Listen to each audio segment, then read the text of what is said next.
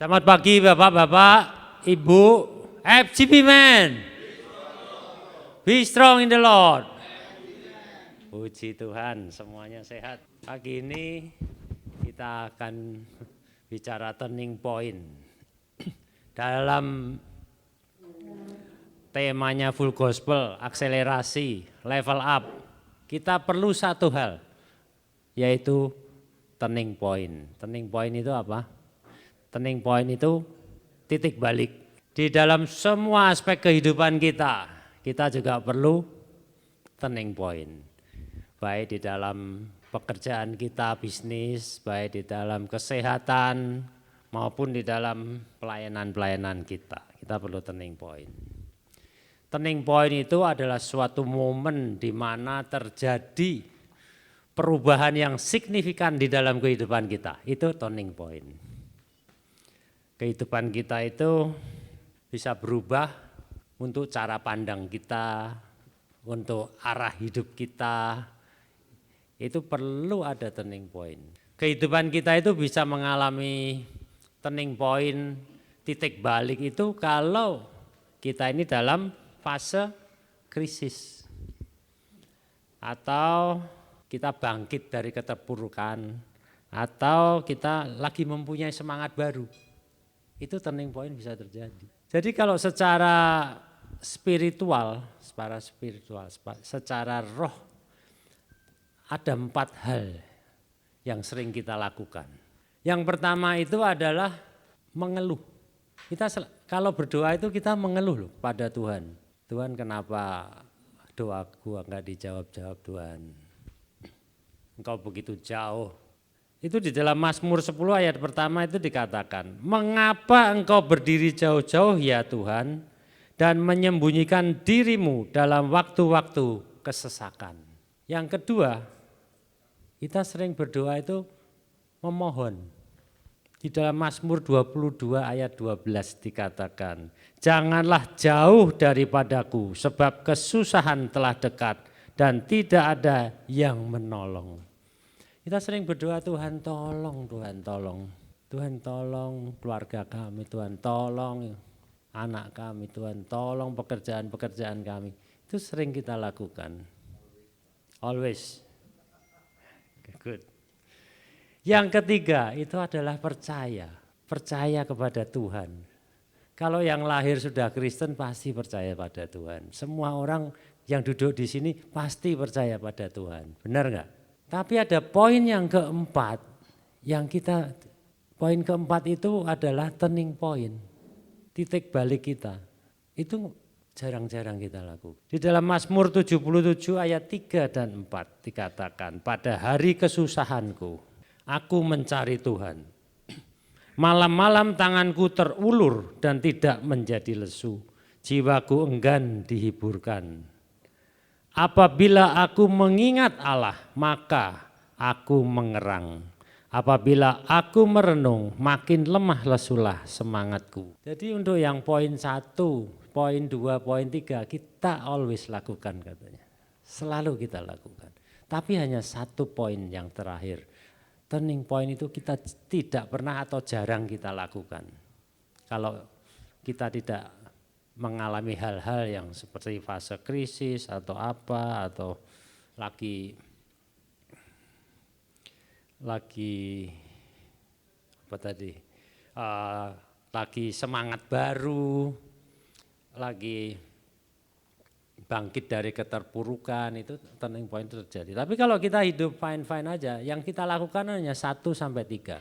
Sedangkan turning point itu sangat-sangat diperlukan di dalam kehidupan kita. Ada suatu titik balik yang terjadi di dalam kehidupan kita. Nah itu pun harus dilakukannya turning point itu sekali atau sekali-sekali atau setiap hari.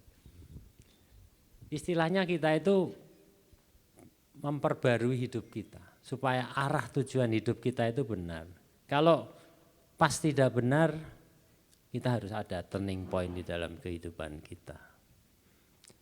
Kalau kesaksian saya itu dalam suatu usaha pekerjaan saya itu berdoa sudah, mengenal Tuhan udah pasti dan mengeluh sama Tuhan udah pasti. Tuhan tolong, tapi Tuhan gak pernah jawab. Jadi dalam bisnis saya, pekerjaan saya tahun 2000-an yang lalu, bukan sekarang.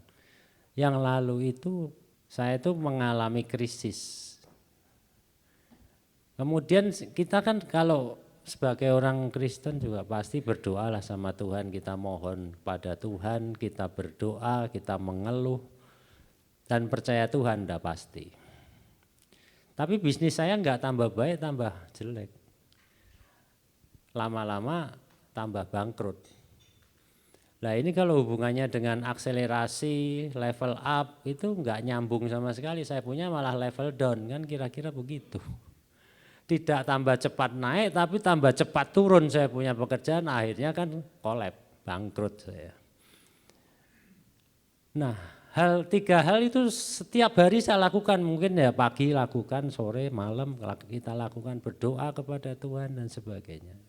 Tapi hanya satu yang belum saya lakukan yaitu turning point. Titik balik di dalam kehidupan saya, di dalam kepribadian saya pun saya lakukan turning point bahwa mulai hari ini Tuhan, aku siap untuk menyembah-Mu. Aku siap melayani Engkau. Itu adalah satu turning point. Bahwa hidup saya itu sudah diberkati, hidup saya itu sudah berkecukupan, tapi enggak ada titik balik di dalam pertobatan di dalam hati saya. Itu yang saya lakukan. Turning point, artinya apa? Artinya saya bertobat sekali lagi, memutar arah hidup saya. Yang saya lakukan misalnya ke kiri, saya akan balik arah ke kanan. Apapun mulai hari ini Tuhan, aku ingin menyenangkan akan hati-Mu. Dan dengan doa yang sederhana begitu, Tuhan melihat hati kita. Tuhan mendengar apa yang saya katakan, bahwa semua turning point itu keluar dari dalam hati kita, inside out. Jadi kita mengatakan dari hati kita, Tuhan itu mendengar dengan luar biasa. Saat itu hidup saya langsung diubahkan, Tuhan berkati dengan berkat-berkatnya yang luar biasa. Jadi turning point itu sangat penting sekali saudara. Karena apa? Karena Tuhan itu lebih tertarik untuk mengubah hati pikiran kita daripada mengubah keadaan kita. Jadi kalau hati pikiran kita itu tidak berubah-berubah, semua keluh kesah kita, permohonan kita, itu Tuhan tidak akan benahin, tidak akan betulin. Kita sering mengeluh karena kesedihan kita, sakit kita, penderitaan, masalah-masalah yang ada. Tuhan tidak akan mengubah keadaan itu sebelum Tuhan mengubah hati dan pikiran kita. Amin. Amsal 4 ayat 23 itu mengatakan, jagalah hatimu dengan segala kewaspadaan, karena dari situlah terpancar kehidupanmu. Jadi dari hati kita itu terpancar kehidupan kita. Turning point, titik balik itu dimulai dari hati kita, pikiran kita, baru itu akan terjadi. Di dalam terjemahan yang lain dikatakan dari GNT, Good News Translation, mengatakan hati-hati dengan caramu berpikir, hidupmu dibentuk oleh pikiranmu. Jadi semua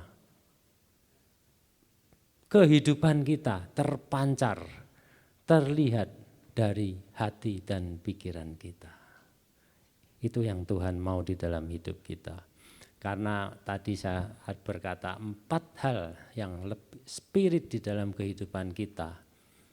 Itu 3 sering kita lakukan, tapi 1 hal turning point ini jarang kita lakukan atau bahkan belum pernah kita lakukan.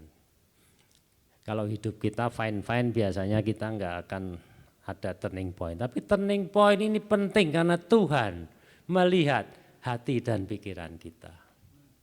Kalau hati kita berubah inside out dari dalam, Tuhan akan berkati segala sesuatunya. Di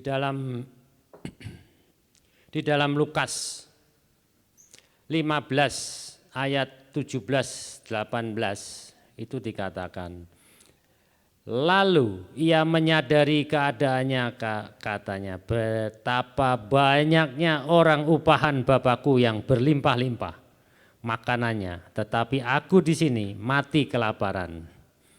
Aku akan bangkit dan pergi kepada Bapakku dan berkata kepadanya, Bapa, aku telah berdosa terhadap surga dan terhadap Bapa. Ini adalah cerita anak hilang. Jadi yang anak hilang ini bisa kembali kepada bapaknya dan disambut oleh bapaknya dengan luar biasa. Ini mulai dari mana? Dari hatinya. Ia menyadari keadaannya. Benar? Dia sadar dari hatinya. Ada turning point, ada titik baliknya. Baru dia mempersiapkan dirinya kembali kepada bapaknya. Dan bapaknya menerima dengan baik. Lukas 15 ayat 21 dikatakan, kata anak itu kepadanya, pada bapaknya, Bapa, aku telah berdosa terhadap surga dan terhadap Bapa. Aku tidak layak lagi disebut anak Bapa. Dia bikin pengakuan dan bapaknya terima enggak? Terima dengan luar biasa. Jadi tidak, anak yang hilang pun bisa kembali. Tuhan berkati kembali. Tuhan terima dengan sukacita. Tapi turning point ini tetap dimulai dari hati kita, pikiran kita, dari insight kita sendiri. Itu yang membuat perubahan dari kehidupan kita. Jadi baiknya bagaimana? Baiknya itu pertobatan atau turning point kita itu bisa kita lakukan setiap hari. Setiap hari kita bisa melakukan, namanya pertobatan. Pertobatan dengan turning point itu adalah satu hal di mana mulainya adalah sama. Mulai dari dalam diri kita. Pertobatan itu kalau kita lakukan, kita akan mendapat 3 hal. Yang pertama, itu adalah grace, anugerah. Yang kedua itu adalah love, kasih. Dan yang ketiga adalah glory, kemuliaan. Bukan kita bertobat itu kita mengatakan aku percaya Tuhan dan aku bertobat terus semua dosa kita hilang terus kita mendapat grace. Sepertinya tidak seperti itu deh. Sepertinya tidak seperti itu. Itu dari teman-teman kita seperti itu. Tapi kita tidak mengalami hal seperti itu. Dalam Lukas 23 ayat 42 dan 43. Lalu ia berkata, Yesus, ingatlah akan aku apabila engkau datang sebagai raja. Kata Yesus kepadanya, aku berkata kepadamu, sesungguhnya hari ini juga engkau akan ada bersama-sama dengan aku di dalam Firdaus. Ini adalah grace. Tidak melakukan sesuatu percaya Tuhan dan Tuhan beri keselamatan. Kalau bertobat kita akan mendapatkan anugerah. Penyamun penjahat ini seumur hidupnya enggak pernah baca firman Tuhan. Seumur hidupnya enggak pernah memuji Tuhan. Tapi karena dia bertobat di hadapan Tuhan, dia mendapatkan suatu grace, anugerah. Kalau love, kasih, dengan pertobatan kita bisa mempunyai kasih. Kita bisa mempunyai kasih kepada. Di dalam Matius 22 ayat 37-39 dikatakan, jawab Yesus kepadanya, kasihilah Tuhan Allahmu dengan segenap hatimu dan dengan segenap jiwamu dan dengan segenap akal budimu. Itulah hukum yang terutama dan yang pertama. Dan hukum yang kedua yang sama dengan itu ialah kasihilah sesamamu manusia seperti dirimu sendiri. Jadi kalau kita bertobat itu hal yang kedua adalah love, kita dapat mengasihi. Kalau yang ketiga adalah glory, kemuliaan.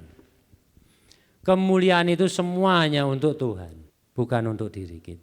Kalau Pak Denis tadi bersaksi begini-begini, Pak Denis sangat-sangat luar biasa. Sebenarnya yang luar biasa adalah Tuhan kita.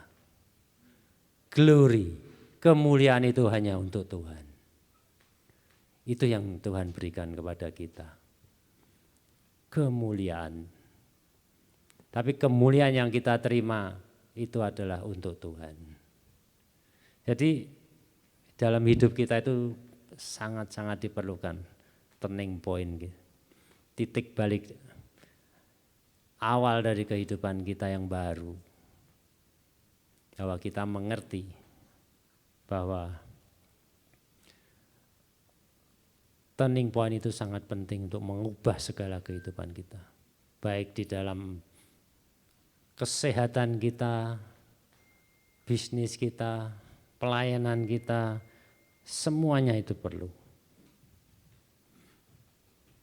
Tuhan memanggil kita itu ada beberapa cara.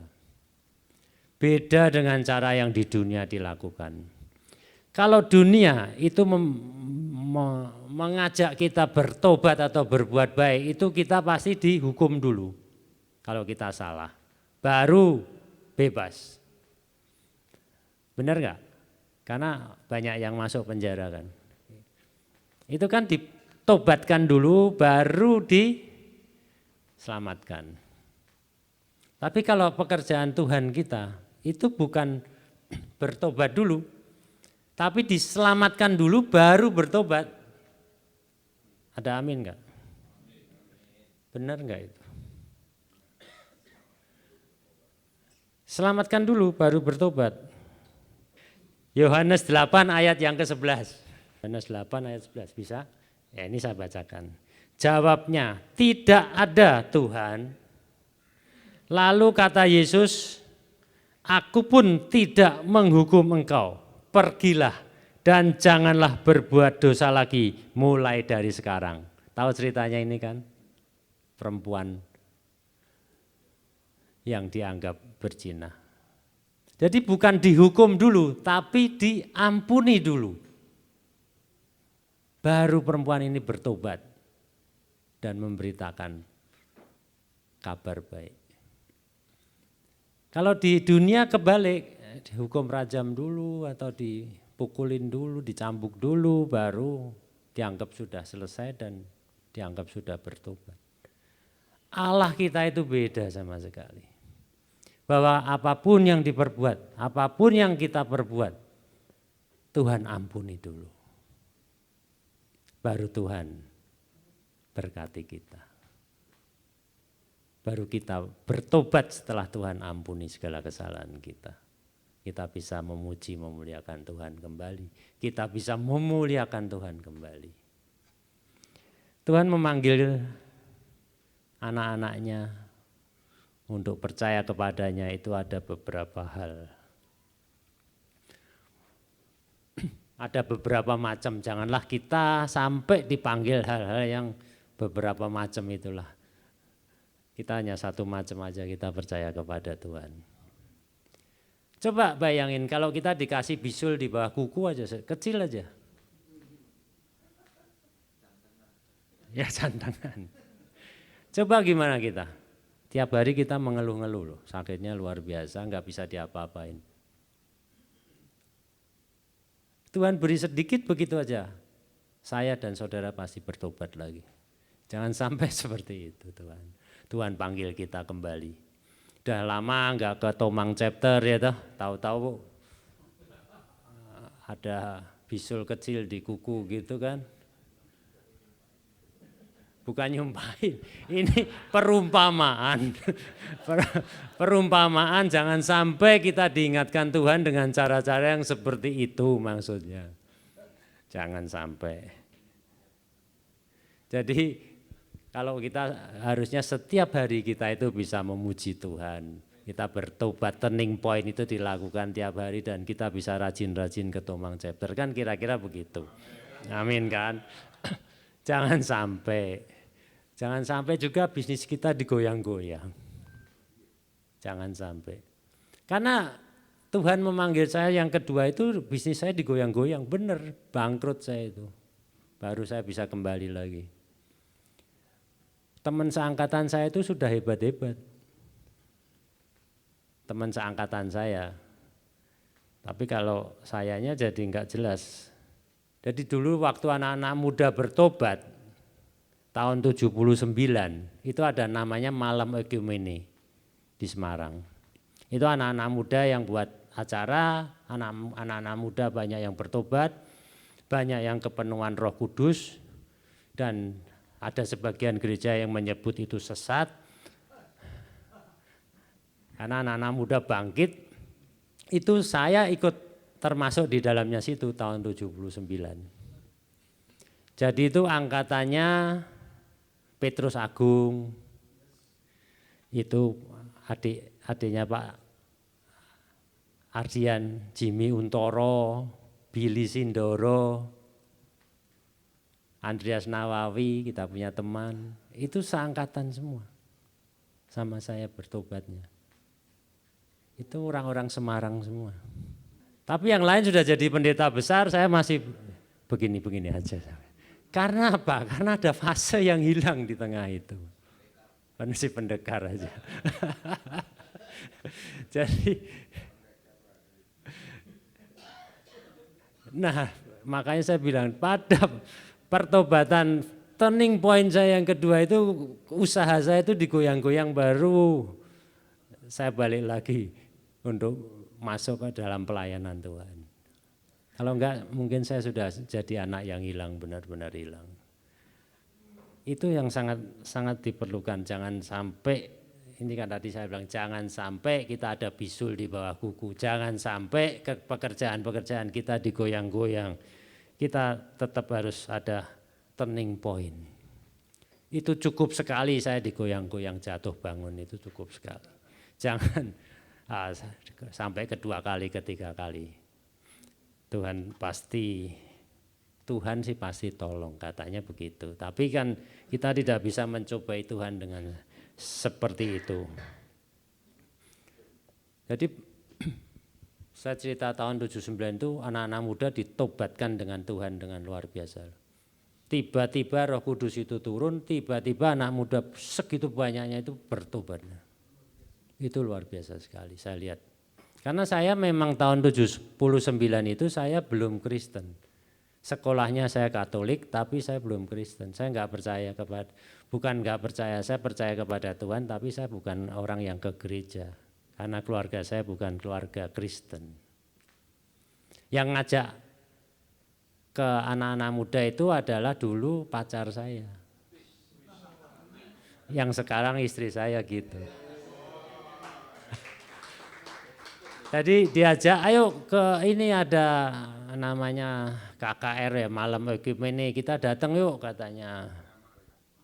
Ya, Damaris. Pendetanya Damaris. Kita datang, saya tuh datang dengan niatan ya cuman lihat-lihat menyenangkan pacar kan begitu kan. Menyenangkan pacar aja.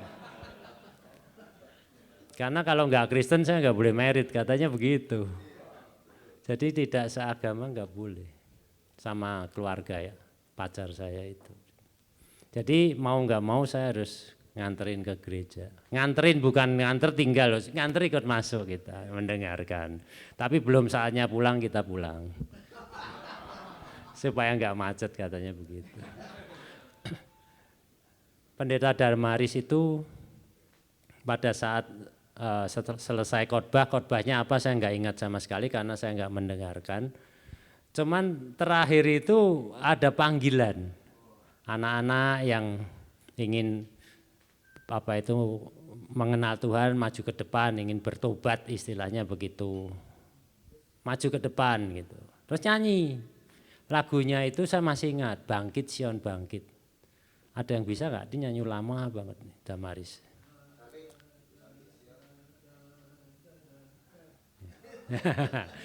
Kalau yang generasinya di atas mungkin masih bisa. Nah, Panggilan pertama itu banyak anak muda maju itu. Maju ke depan ke altar itu banyak didoain satu-satu gitu. Pada saat dengerin lagu begitu itu badan saya itu bergetar gitu. Saya cuman malah ngomong sama pacar saya, nih lihat nih pegang nih badan saya kok getar-getar gini kenapa nih. Saya masih begitu nih.